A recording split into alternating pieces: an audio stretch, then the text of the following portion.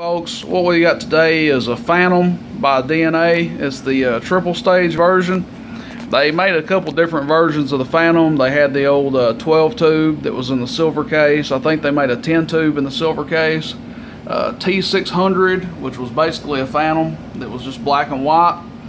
The triple stage, and I think they had a PDX 400 that was 9 tubes rather than 10.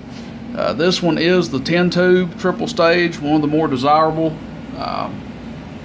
of the D&A amps. It looks good on your desktop, looks good sitting next to a Cobra, Brownings, Tram. They look really good sitting next to a desk, or sitting on a desk next to those, and they run pretty good with those radios. It's a low drive amplifier, just like the Maverick 250 that we did a video on earlier. These were made, you know, in the day of the Brownings and the Trams and the Cobra 2000s and stuff like that. You know, low power radios that aren't going to do between 10 and 20 watts probably. I would recommend driving into this one probably 15-20 watts. What we're testing it with today is the 148 that we usually use as a low power radio. It does about 12 watts or so. That's what we'll put into it. Just for kicks, I will put an export into it very briefly. I don't suggest running an export into it, however. A lot of guys will run them into these things and they'll get crazy numbers like, 850, 1,000 watts. These amps weren't made to do that, if you want to know my opinion. That's just my thoughts on it. Hello. Our left-hand meter does work, but it's not very accurate. I'm pretty sure it's a relative output meter. The right-hand side meter is not working on this amp. We'll be testing it today with a 1,000 watt slug. So that'll be the bottom scale on our Bird 43P. We're going to go ahead and turn the peak kit on, and we'll keep this as brief as possible. So bottom scale, we are reading peak. Audio 1, 2, 3. Audio 1, 2, 3. Audio 1, 2, 3. Pretty close to 500. So we're keying. Less than 200. Audio 1, 2, 3. Audio 1, 2, 3. We're really close to 500, about 480, 490 watts. These are often referred to as a Phantom 500, basically the same thing.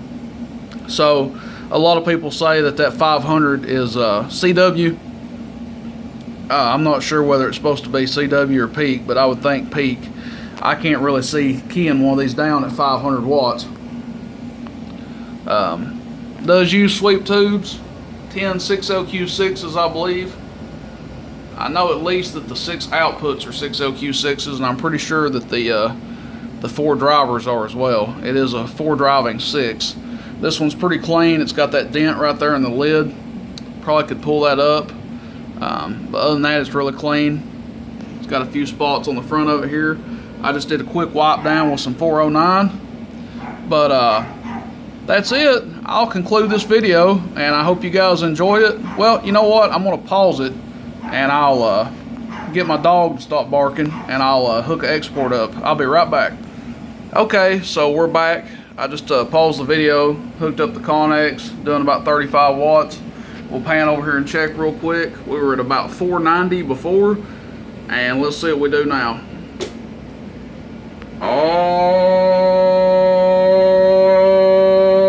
Audio 1, audio 1, audio 1, audio 1. So we gained about 110 watts. This one's doing about 600 watts. It's not falling back on the wattage, so the tubes aren't flat. Just may not have a very hot set of tubes in it. Usually with the exports you can expect at least 700 out of one of these, and this one's doing about 6, and it's doing about 490 with a 12 watt radio. So you gain 100 watts for putting an extra 25 or so watts into it. Doesn't seem like it makes sense to me. If it was mine, I'd just run a low power radio into it. But here it is. It's the D&A Phantom triple stage. Hope you guys enjoy. 73s. Bye.